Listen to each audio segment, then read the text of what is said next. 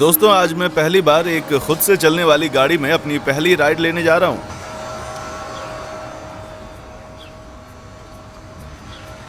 अरे बाप रे, इसमें कोई भी ड्राइवर नहीं है। अरे वाह। Good morning, Derek.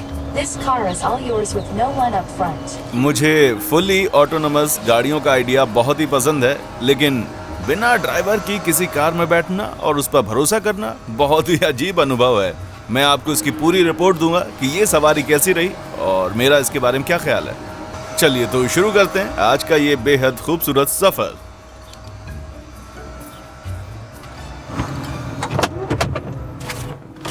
Start ride. Make sure your seatbelt is fastened.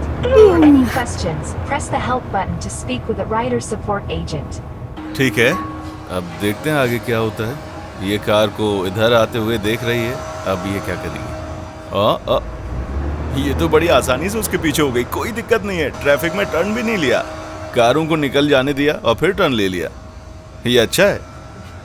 मैंने YouTube पर पोल किया था ऑटोनोमस गाड़ियों के बारे में और आधे लोग इसके बारे में बड़े एक्साइटेड थे और उन्हें रोड पर देखना चाहते थे, लेकिन 40% से ज्यादा लोगों का कहना था कि इस टेक्नोलॉजी को अभी 10 साल और लगेंगे। और उन लोगों के लिए मेरे पास एक न्यूज है। इस कार में कोई ड्राइवर नहीं है। मैं अभी भी एक फुल्ली ऑटोनोमस गाड़ी में हूं जो कि फीनिक्स एरिजोना के एक सबब की सड़कों पर घूम रही है। अब मुझे पता है कि दुनिया के कुछ हिस्सों में सड़कों का ठीक से मेंटेनेंस नहीं होता है और लोग अपनी लेन में नहीं चलते हैं, और इसलिए कंप्यूटर के लिए ऐसी जगह ड्राइव करना बहुत ही कठिन होगा, लेकिन कम से कम अच्छी कंडीशंस में तो ये टेक्नोलॉजी काम कर ही रही है।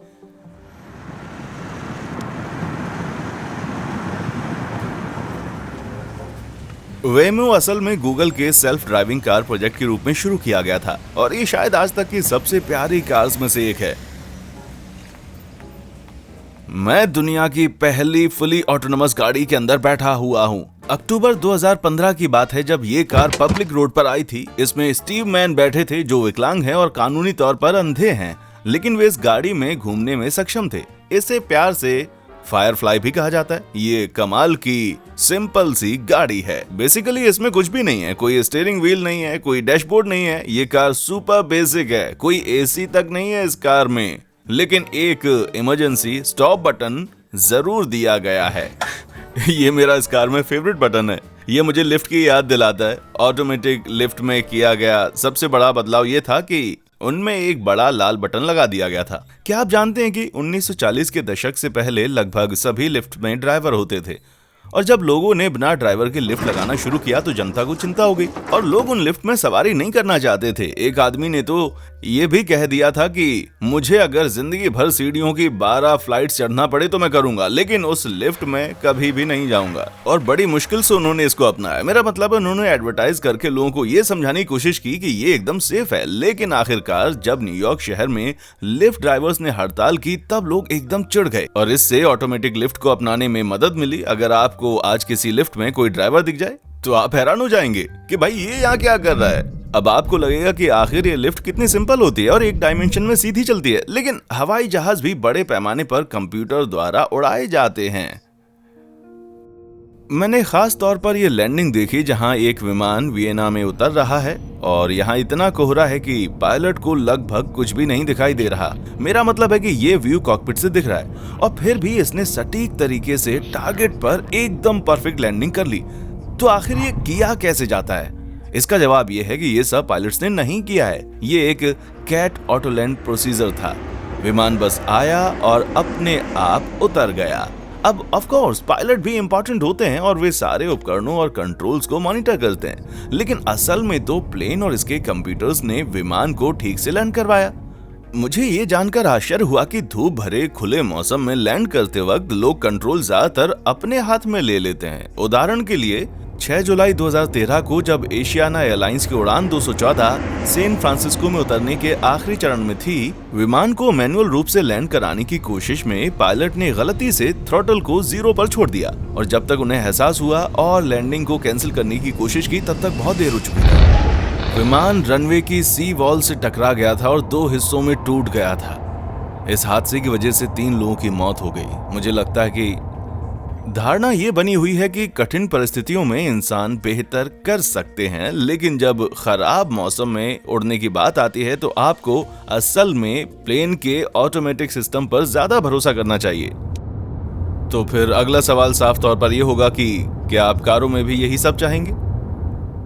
ऑटोनॉमी के अलग अलग लेवल होते हैं और लेवल 4 तक की हर चीज के लिए जरूरी है कि इसमें एक मानव ड्राइवर जिम्मेदारी ले और हर समय स्टीयरिंग संभालता रहे। Google self driving car project के शुरुआती दिनों में एक ऐसी गाड़ी थी जो चौथे लेवल की नहीं थी, इसलिए उसको एक इंसानी ड्राइवर की जरूरत थी। वे गूगल कर्मचारियों को वो कार चलाने के लिए देने लगे, लेकिन स्टीयरिंग भी उन्हीं को संभालना था। उन वॉलंटियर्स को सूचित किया गया कि हर समय कार के लिए वे ही जिम्मेदार रहेंगे और ड्राइव करते समय उन्हें लगातार रिकॉर्ड किया जाएगा। लेकिन फिर भी कुछ ही समय के बाद इंजीनियर्स ने देखा कि ड्राइवर अपना बैग टटोल रहे हैं या फोन चेक कर रहे हैं, मेकअप लगा रहे हैं, यहाँ तक कि ड्राइवर की सीट पर वो सो रहे हैं। इसका साफ मतलब ये हुआ कि ये सभी ड्राइवर टेक्नोलॉजी पर कुछ ज्यादा ही भरोसा कर रहे थे। इस कारण फुली ऑटोनोमस गाड़ियां रेगुलर कार से भी ज्यादा खतरनाक हो सकती हैं। मतलब अगर ड्राइवर का ध्यान भटक जाए या फिर वो कंट्रोल अपने हाथ में लेने के लिए तैयार नहीं है, तो इसीलिए वेमो ने डिसाइड किया कि कार को सुरक्षित बनाने का एक ही तरीका है और वो है ऑटोनोमी के कम से कम 4 लेवल रखना। ये है वो डिपो जहां कारें तब खड़ी होती हैं जब वे सड़क पर नहीं होती हैं, और यही वो जगह है जहां से लोग सभी राइड्स को मॉनिटर करते हैं। हाँ, तो यहीं पर मेरी टीम बैठती है। आप बेसिकली यहाँ 3 टीमें देखेंगे। एक तो मेरी टीम है फ्लीट डिस्पैचर्स की, जो इस बात का ध्यान रखती है कि हर दिन के सभी मिशन ठीक से असाइन किए गए हैं और वे रोड पर सफलतापूर्वक कंप्लीट हो गए हैं। और फिर राइडर सपोर्ट टीम होती है जो कॉल रिसीव करती है। Thank you for calling the Waymo Rider Support. This is Beulah. How can I help today? मैंने राइड पूरी कर ली है, लेकिन मैं कार से बाहर नहीं निकलना चाहता, बस ड्राइव करते रहना चाहता हूँ। ऐसा हो सकता है क्या? Right now, I don't see a trip started. Give me one moment here while I partner with my team, okay? Okay.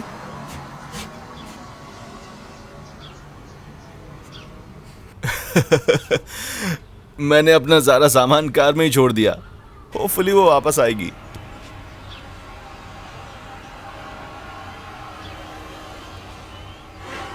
मुझे लगता है कि अभी भी लोग इस गाड़ी पर भरोसा नहीं करते और वे आपस में पूछते हैं ड्राइवर के बिना किसी कार में बैठना कैसा लगता है। मैं पब्लिक रोड्स पर चलने वाली पहली इंसान थी। मैंने बिना ड्राइवर के रात में सवारी की थी। मैं अपना एक्सपीरियंस हमेशा शेयर करती हूँ। आपको ये बात पूरी तरह से भूलने में लगभग 2 मिनट लगते हैं कि आप बिना ड्राइवर की गाड़ी में हैं। अगर इसका सिस्टम आपको ये भरोसा दिला दे कि आप सुरक्षित हैं और 2 मिनट से भी कम समय में आप इसकी कुशलता देख लें, तो आप बाजू वाले व्यक्ति से बात करने में लग जाएंगे और कार में क्या हो रहा है इससे आपका ध्यान हट जाएगा। वाह, ठीक है, इसमें इंडिकेटर का साउंड नहीं होता है, इसलिए मुझे पता नहीं चलता कि ये कब मुड़ने वाली है, लेकिन अगर मैं नक्शा देखूं तो समझ में आ जाता है। मुझे लगता है कि हम लोग कुछ कामों में जितने माहिर हैं नहीं, उससे ज्यादा अपने आप को समझते हैं, जैसे कि ये सोचना कि लोग ड्राइविंग में बहुत अच्छे होते हैं। सर्वे बताता है कि 74% लोग मानते हैं कि वे औसत से अच्छे ड्राइवर हैं। अब सोचिए इस बारे में। 20वीं सदी में 60 मिलियन लोग सड़क दुर्घटनाओं में मारे गए थे। ये बेसिकली एक एक्स्ट्रा विश्व युद्ध होने जितनी मौतें हैं, और इसके लिए कोई और नहीं बल्कि हम खुद ही जिम्मेदार हैं। राष्ट्रीय परिवहन और सुरक्षा बोर्ड ने 94% दुर्घटनाओं के पीछे इंसानी गलतियों को आइडेंटिफाई किया है। इनमें से अधिकांश गलतियां एक मशीन द्वारा होना संभव है। हर साल जब लोग ड्राइव वे या पार्किंग स्पेस से रिवर्स ले रहे होते हैं तो यूएस में ही लगभग 200 लोग मारे जाते हैं, और इनमें से अधिकतर बूढ़े लोग या बच्चे होते हैं या ड्राइवर्स के बच्चे होते हैं।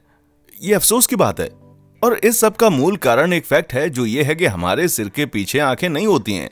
हाँ, हालांकि बैकअप कैमरास होते हैं, लेकिन उनमें भी ब्लाइंड स्पॉट्स होते हैं। लेकिन अगर आपके पास एक ऐसी गाड़ी है जिसमें लाइडार और रडार हैं और 29 कैमरास हैं, तो आपकी टक्कर नहीं होगी। ये उसका टॉप है जो सबसे खास हिस्सा है। इस पर एक 360 डिग्री लाइडार है। ये कार के चारों ओर देख सकता है। ये लाइडार के सहारे 300 मीटर दूर तक देख सकती है। ये लाइडार एक अदृश्य लेजर बीम शूट करता है और 1 सेकंड में लाखों बार स्कैन कर लेता है ये, और फिर ये रिफ्लेक्शन को डिटेक्ट कर लेता है। इसके टकराकर वापस आने के टाइम से आप उस ऑब्जेक्ट की दूरी कैलकुलेट कर सकते हैं। तो ये असल में आसपास की दुनिया की 3D तस्वीर तैयार कर रहा है। इस गाड़ी के चारों ओर 29 कैमरास लगे हैं जो आपको फुली 360 डिग्री का विजन देते हैं। ये आपको कार के एकदम पास का क्लोज रेंज विजन देते हैं और लॉन्ग रेंज विजन भी जो 500 मीटर की दूरी पर है। ये कार एक टॉप साइन को और 500 मीटर दूर से किसी पैदल व्यक्ति को डिटेक्ट कर सकती है। ये सच में बहुत ही कमाल का है। इसके टॉप पर मौजूद है एक माइक्रोफोन जो सुनता है कि एनवायरनमेंट में क्या हो रहा है, और अगर कोई सायरन की आवाज होती है तो कार सड़क के किनारे पर आकर रुक जाएगी। आखिर इसे इमरजेंसी सिग्नल को रिस्पॉन्ड करना चाहिए।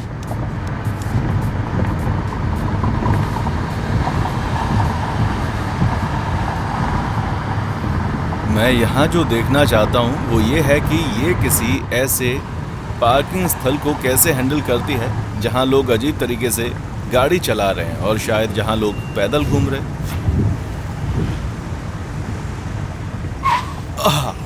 ये तो एक झटके से रुक गई।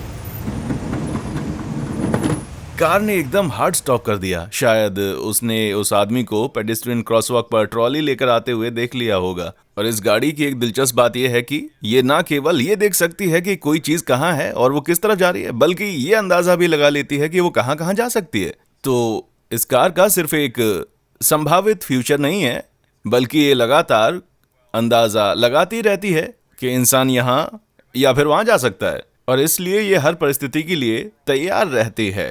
और ये इस तरह के सभी ऑप्शंस को एनालाइज करती है, जैसे कि उस व्यक्ति के सीधे जाकर पलटने के मुकाबले क्रॉसवॉक पर जाने की कितनी संभावना है।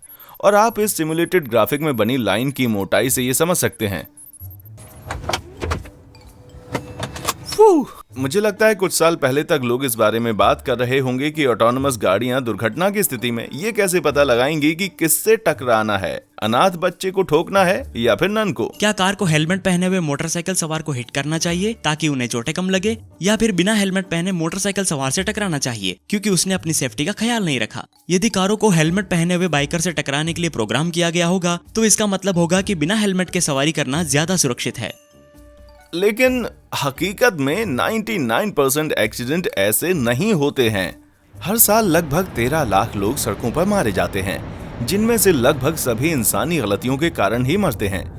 यदि ऑटोनोमस कारें इन घातक घटनाओं को कम कर सकती हैं, तो असल में नैतिक दुविधा ये रहेगी कि हम उन्हें सड़कों पर जल्द से जल्द इसलिए नहीं ला पा रहे हैं क्योंकि बहुत सी हो सकने वाली विकट परिस्थितियों में ये कैसे प्रतिक्रिया देंगी ये हमें नहीं मालूम। मुझे लगता है कि इंसान बदतर ड्राइवर बनते जा रहे हैं क्योंकि हमारा ध्यान आसानी से भटक जाता है।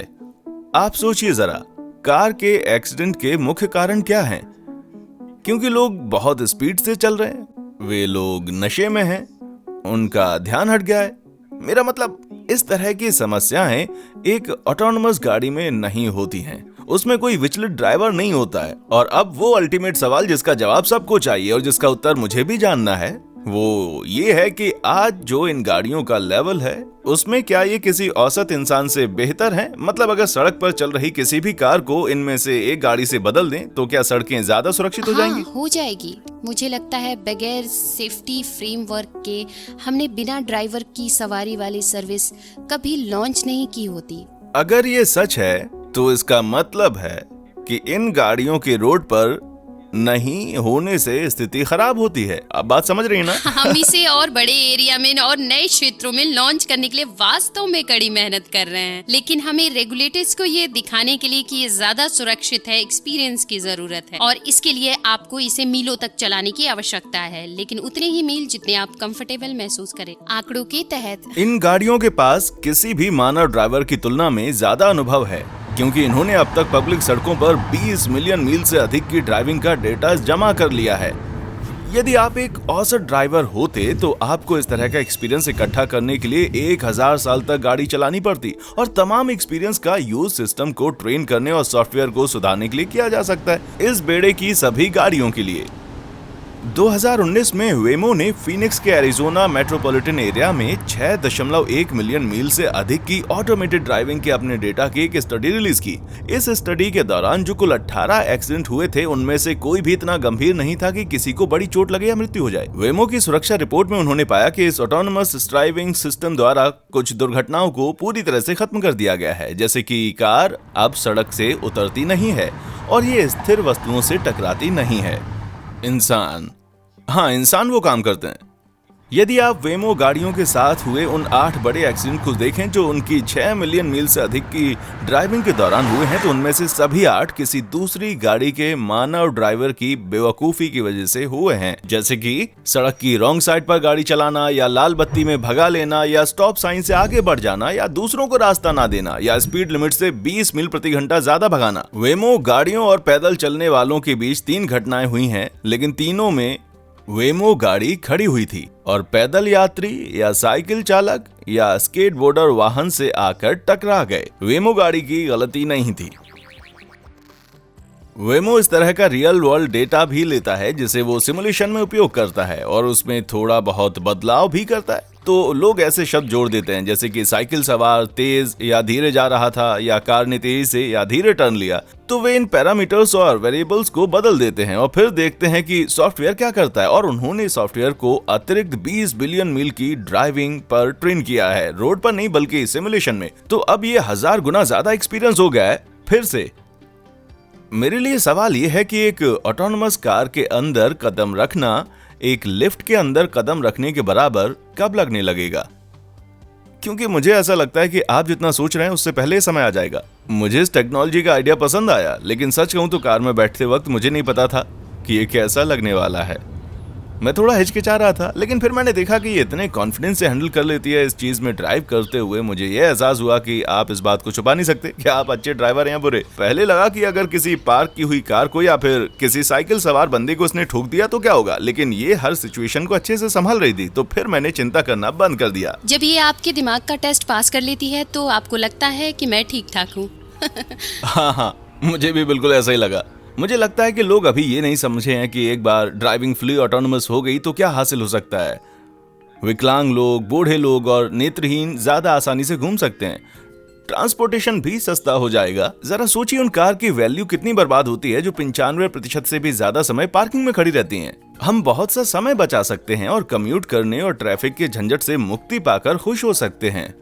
हम ट्रैफिक को कम कर सकते हैं क्योंकि गाड़ियों में एक दूसरे के बारे में बेहतर अवेयरनेस होगी। कल्पना कीजिए कि एक दिन जब सभी कारें पूरी तरह से ऑटोनोमस होंगी, तब वे एक साथ एक सुंदर बैले डांस की तरह ड्राइविंग कर पाएंगी। और जब वो समय आएगा तब हम पार्किंग की जगहों को खत्म करके अपने शहरों में बहुत से ग्रीन एरियाज बना सकते हैं। और सबसे महत्वपूर्ण बात, ऑटोनोमस कार्स को बड़े पैमाने पर अपनाने से अकेले अमेरिका में दसियों हजारों मौतों को टाला जा सकता है। आपके हिसाब से ये हकीकत में कब बदलेगा? ये तो साफ है कि ऐसा होगा, लेकिन अगर आप कब? बड़े शहरों की बात कर रहे हैं तो मुझे उम्मीद है कि अगले 5 साल में वास्तव में गेम चेंजर होने वाला है। मैं एक्साइटेड हूँ देखने के लिए। मैं भी हूँ, यकीन मानो, मुझ पर विश्वास करो। मैं काम पर अब और कम्यूट नहीं करना चाहती। मैं पीछे की सीट पर बैठना पसंद करूंगी और आराम करूंगी। या फिर कुछ और भी मजेदार, जैसे मूवी देखना। फिर सो जाऊंगी।